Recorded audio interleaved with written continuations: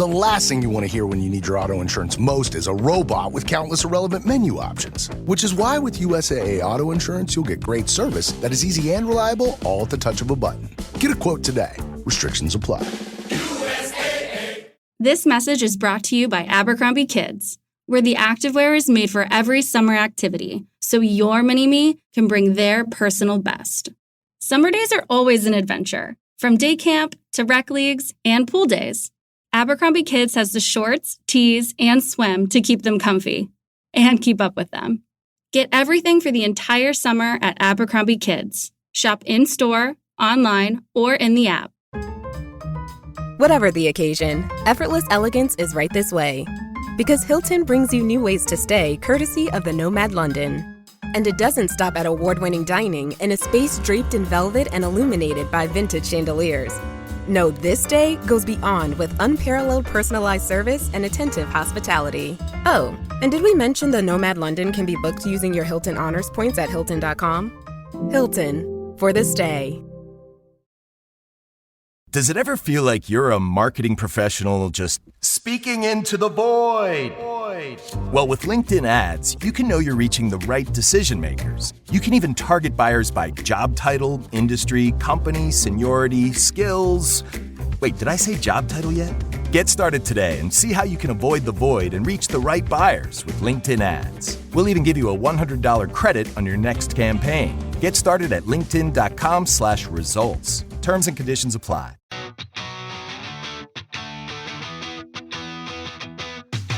Welcome back to Rams Up, your favorite LA Rams podcast.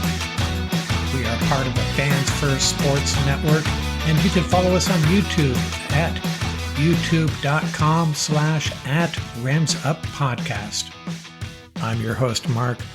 I'll be joined often by my football guru, Ian, along with a bunch of other friends of the show on occasion. Let's get to it. Hey, welcome back, everybody. Mark from Rams Up here.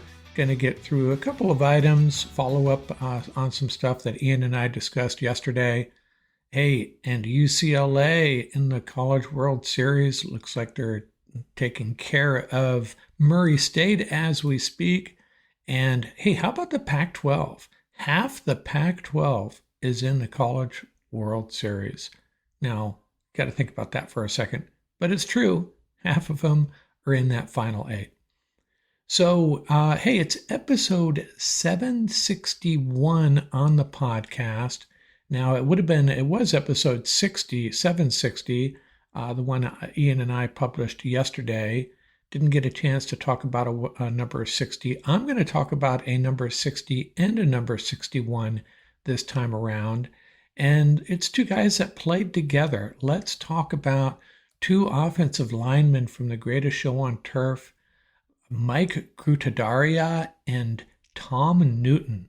Now, Grutadaria, 6'3", 280 pounds, signed by the Cowboys, undrafted out of Central Florida.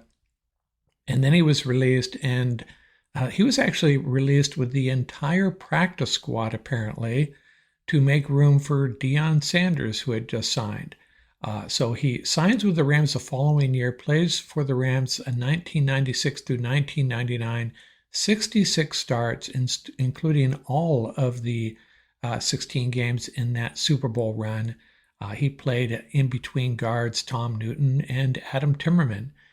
Orlando Pace and Fred Miller rounded out that very good offensive line.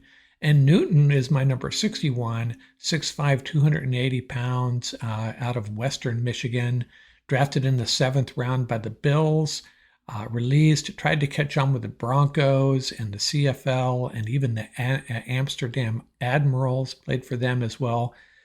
And then with the Rams, 1998 through 2005. He moved over to the Jets for 1 year and then came back to the Rams and retired as a Ram. So number 60 and 61, Mike Grutadaria and Tom Newton, key members of the greatest show on turf, guys that don't get the recognition they probably deserved. You know, no Pro Bowlers here, but solid offensive linemen that helped make it all happen for our Los Angeles Rams. Actually, St. Louis Rams. Hey, and speaking of the greatest show on turf, I got a trivia question here for you before we move on. I'll give you the answer afterwards. In that 2001 season, Newton played on that team. Grudidaria did not. Marshall Faulk ran for 1,382 yards. Who was the second leading rusher on that team? Answer at the end here. Before we move on, let's talk a little bit about Derion Kendrick. I was really hoping this guy would come back and establish himself as part of this rotation, but maybe we should have seen the writing on the wall. All the good things we're hearing about Emmanuel Forbes and these young guys that came out of nowhere and looked like they had potential last year. Charles Woods, Josh Wallace, even Cam Lampkin. And I'm probably leaving a couple guys out here, and a little bit of noise about AJ Green as well. But he did show signs of being a legitimate NFL starting cornerback. Just had some penalties, had some blown coverages, but he did start 18 games in 2 years for the Rams, had just one interception. And this is what I think is going to happen with Derion. He's going to pass through waivers. Nobody's going to claim him. And that I would not be surprised if a team like the 49ers or the Cardinals brought him in. That's kind of how these things work. And I hope it does work out for him, preferably not in the NFC West. Now, is this a Jalen Ramsey move, or at least a preliminary move to make room for Jalen Ramsey? I'm not so sure. I mean, it could be tied to that, but I think it's more about, opening up a little bit of salary cap room for whatever moves they might need to make. And just the fact that, they are well stocked with, players that are similar to Derion Kendrick, or perhaps have a little bit more potential and obviously are going to cost them less. So, best of wishes to Derion. The ACL injury is just really unfortunate because we were hearing really good things about him in camp last year, and just didn't happen for him. So hopefully it's not the end of his career. And speaking of these cornerbacks, Emmanuel Forbes, man, we're hearing a lot of good things about him, making plays and getting coached up. And this could be, such a significant move the Rams made last year, claiming him. And it looks like it might be working out. He's listed as the backup at one of the cornerback positions. And I think this has more to do with the release of Derion Kendrick than anything else, any possible signing of Jalen Ramsey. I mean, Ramsey has to get released first, right? I don't think the Rams are going to trade for him. But this is a really big deal, in my opinion, that Forbes is stepping up and playing some good football. And, we hear from the Rams insiders that he's working with Aubrey Pleasant after practice, during practice, on technique and just accepting coaching. He's a young guy. This is a really young cornerback group, and Forbes is one of the youngest. So, yeah, it's really, we sometimes get overly, we overreact to the negative news, Alaric Jackson news, but we should be really happy what's happening with this cornerback room. And I stand by my previous comments. I understand people, I hear it every day scouring the internet, that the Rams cornerback situation is, some people would call it dire. And I disagree. Yeah, it could be improved. We could add a stud, impact, shutdown corner. Some would say Akilla Witherspoon is that guy. But we got a pretty good group here. It's good enough. This group is good enough to win a Super Bowl, is all I'm saying. And let's look at this cornerback room one more time. I kind of glossed through it last time. Forbes are listing him as the backup right cornerback. This is from Our Lads. Witherspoon the starter. And, Quentin Lake, it gets confusing here unless you're really familiar with the Rams. Lake is listed as a safety on the Rams roster, but he actually plays nickelback more than anything in that star position. So call him whatever you want. He's our starting nickelback at this point. And then you got Darius Williams, Quentin Lake, Akilla Witherspoon. Not a shabby group, really. And then Kobe Durant waiting in the wings there, and he just keeps on getting better and better. And I think this other group, Wallace, Woods, Lampkin, AJ Green, and Sean Jolly, all have potential. They can contribute. I'm not sure about Green and Lampkin, but Woods, Wallace, and Durant, I have no issues with either of those guys getting on the field when needed. And then Emmanuel Forbes, a really high ceiling. This guy could end up being a real impact player.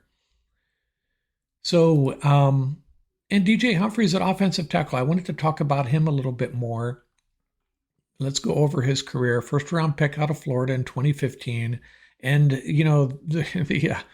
it was not a good first year for him. You remember Bruce Arians, he called him, he said that Humphries was knee deep, and meaning that you needed a knee deep in his what to get him moving, to get him working hard his rookie year. So that's not good.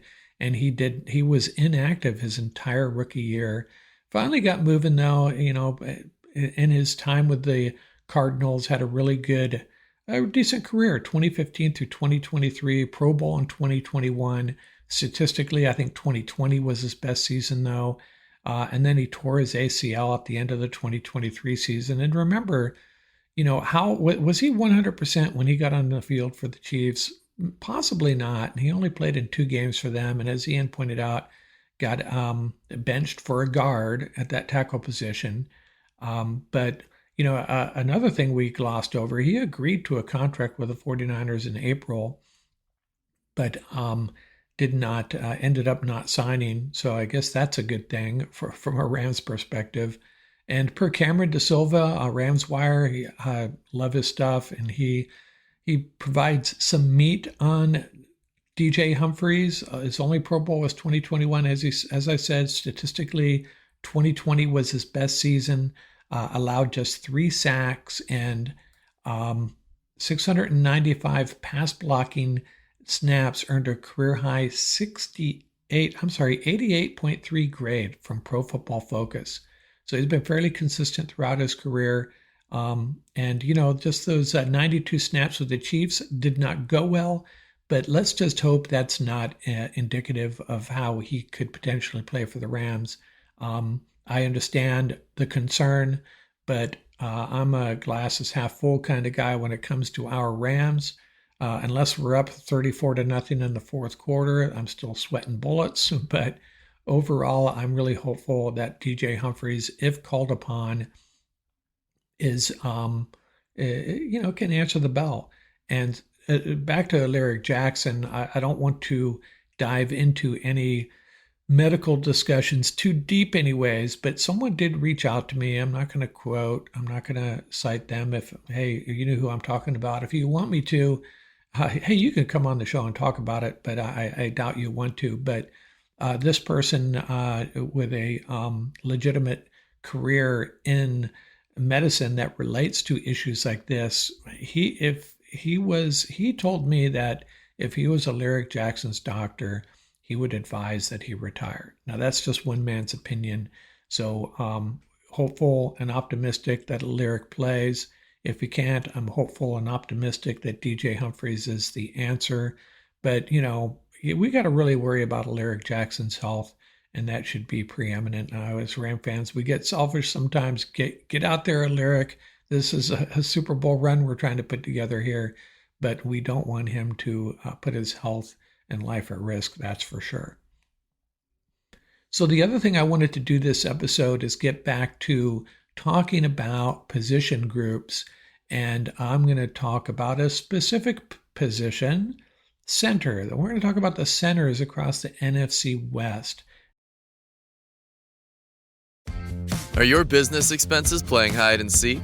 With Uber for Business, the small spends that slip through the cracks, like rides and meals, go right where you need them.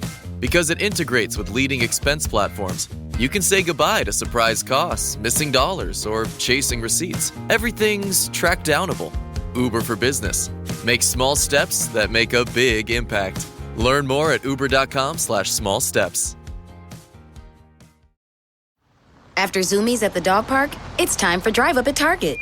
In goes a big bag of kibble and one squeaky chicken toy for the good boy. Drive Up that's ready when you are, only in the Target app. Just tap Target. Imagine this. The best pasta sauce you have ever tasted sits abandoned on a plate. Wasted sauce. That is a tragedy. If only you had used Barilla al Bronzo pasta. Its bronze-cut texture holds your sauce and scoops up every last drop. The Italians call that scarpetta. Capture sauce the Italian way. Barilla al Bronzo. Click or tap the banner to find out more. Llegaron los nuevos McCrispy Strips, listos para aventurarse en la mezcla de mayo ketchup, la barbecue que quedó en el fondo de la cajita, Hot Fudge Sundae y en la nueva Creamy Chili McCrispy Strip Dip. Los nuevos McCrispy Strips, ahora en McDonald's. Para pa pa pa. The position groups. I did that septuplet analysis, my nerdy look at the NFC West, grading that what I considered the 7 most important components. And I took some heat for a couple of my points of analysis. Fair shots. Sometimes I really barely know what I'm talking about. I try to disguise it when I'm faking it till I make it here. But the center position, I think, across these 4 franchises, it's a pretty clear picture I think we have. And I'm going to start with the Cardinals. Their starting center is, I'm going to butcher this name, Jalte Froholt. And he's 6'5", 310 out of Arkansas. So he preceded Bo Limmer by 4 or 5, 6 years, I think.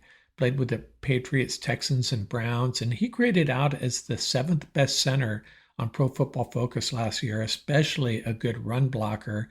His backup is John Gaines. He's a 4th-round pick out of UCLA. So bottom line is Pro Football Focus, I don't know why they're rating him as the 10th best entering 2025 when he was the 7th best graded last year, but that's what they say, maybe being a little unfair to him. But he's a really good run-blocking center. And,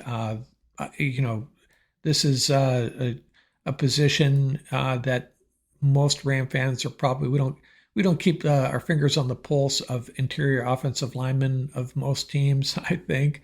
And I wasn't familiar with this guy at all, but just a really good run blocker, solid starter, and not sure about the depth. John Gaines, can't speak to him, but he hasn't really got opportunities, obviously, as well as Froholt has played.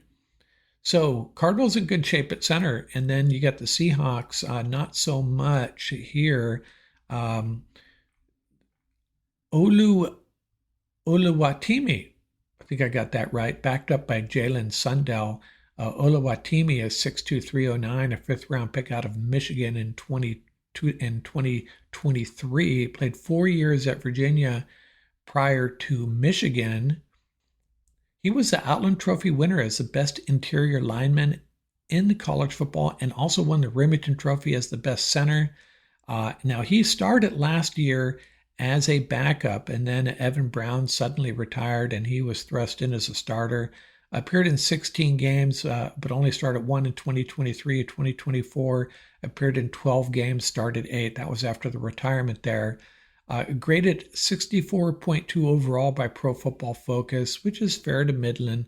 Struggled in pass blocking, but Pro Football Focus rates him as the 31st best center in the National Football League. So that's something they have to be concerned about. He's young, though, just getting his footing in the National Football League, but it has to be a concern for this Seahawk offensive line, where they've made some improvements elsewhere, but they're really counting on Oluwatimi to step up. And Jalen Rundle, the backup, he was the FCS champion for 3 years at North Dakota State, 6'5", 301. So he's a backup that obviously has some potential. He was undrafted in 2024 and signed as an undrafted free agent. So Seahawks have a concern there. Cardinals in good shape. And then Jake Brendel is a guy that we're all somewhat familiar with, 49ers center, 6'4", 299, undrafted out of UCLA, another UCLA center, signed by the Cowboys, didn't stick, over to the Dolphins and the Ravens. Really, I don't know if he's even ever active in a game for those two teams. Signed by the 49ers in 2020, and now he has 51 career starts for the 49ers. Overall, towards the bottom on PFF, Decent blocking grade, 71.6. PFF ranks him as the 24th best center, and it's basically due to his struggles as a pass blocker. A good run blocker, so he's a veteran. 70.0 plus run blocking grade over the last 2 seasons, and their backup is Matt Hennessy. He was a Falcons 3rd round pick in 2020. Nothing to get too excited about. Brendel is a serviceable center, but does have some serious issues in pass blocking. But, Kyle Shanahan and his offense is really good at making sure these guys that are, their vulnerabilities or perceived vulnerabilities are covered up. And this offense still rolls on pretty darn well regardless. And then you got the Rams, Coleman Shelton, coming over from the Bears. He's 6'4", 285 pounds, out of Pasadena, Loyola High School, undrafted out of the University of Washington in 2018. 49ers and Cardinals both had him on their offseason practice squads with the Rams in 2019 through 2023. So yes, he is a Super Bowl champion. Over to the Bears for 1 year and now back. Overall, 66.4 grade from Pro Football Focus. And if I'm not mistaken, he's the only one of these 4 guys that has a better pass blocking grade than a run blocking grade. Pro Football Focus rates him as the 19th overall best center. So he's ahead of Brendel, well ahead of Oluwatimi. But the Cardinal center is clearly the best rated in this division. In the backup, Bo Limmer, not too shabby as far as backups go. Bo Limmer started a bunch last year, and he had some issues pass blocking, but I think he's established that he's a pretty darn good run blocker. And so the Rams are pretty deep at that position. Bo Limmer can swing over to guard as well. So what's the summary on the center position? 49ers solid in the run game, passing game, not so much. But again, this offense, their offense, I don't think it's a big concern if their center struggles in pass blocking because, they're a pretty well-oiled machine, and their offense is designed to, get rid of the ball quickly, protect the quarterback.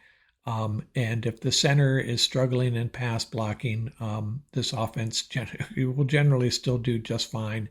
Seattle, it's a major concern at the center position. Maybe they'll figure out a way to cover it up, but their starting center has not fared well so far. He's young. Maybe he'll be better. Rated as the 2nd worst starting center. That's kind of scary. And Arizona, they got the best starter in the division, no doubt about it. And I wouldn't say it's even close. He's a stud in the running game, and he's not too shabby in the passing game either.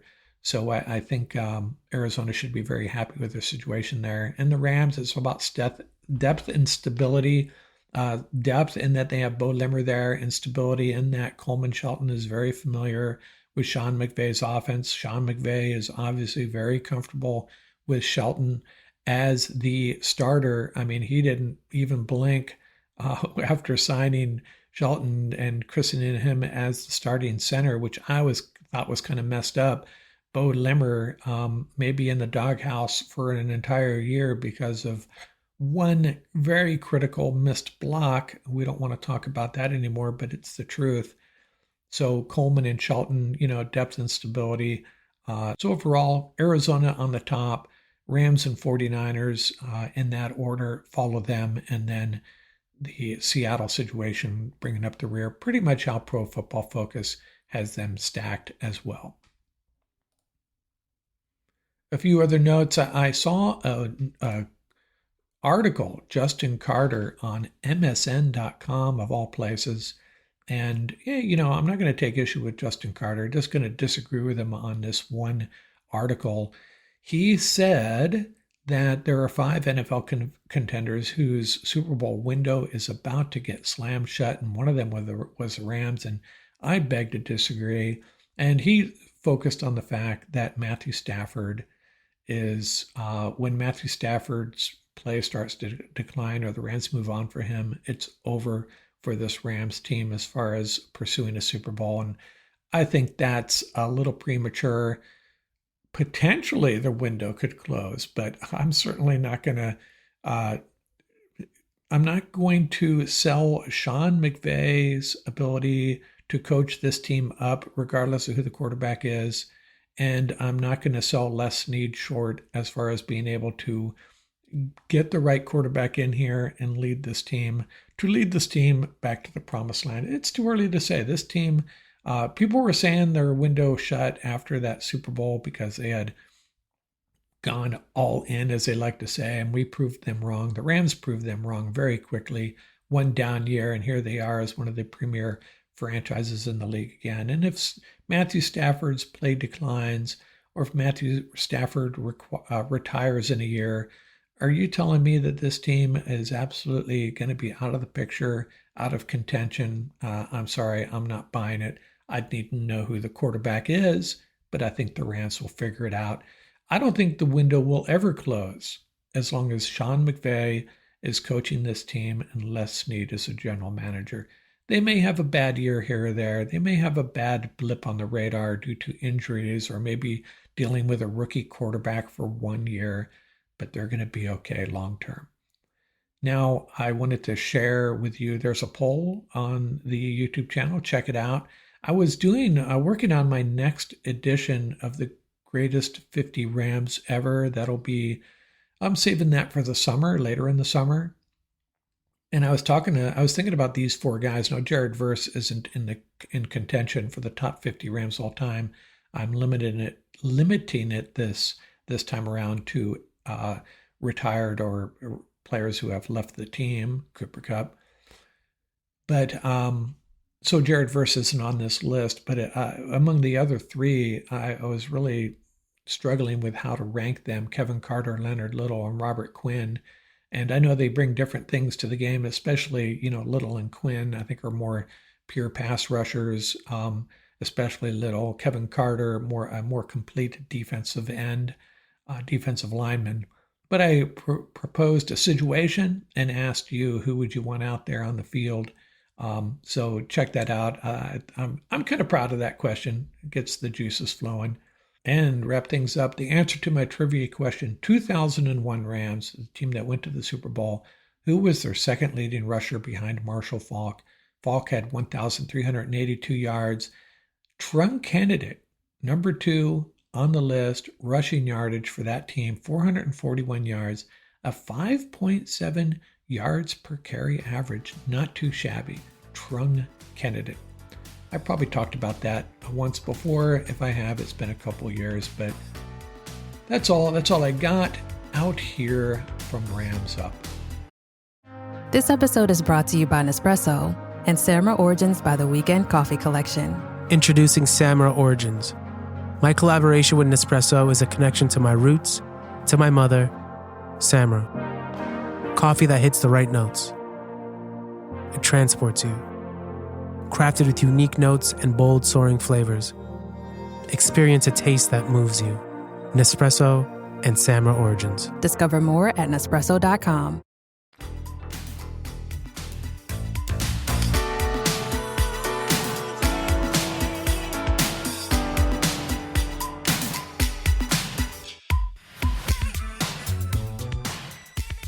That's going to do it for this episode.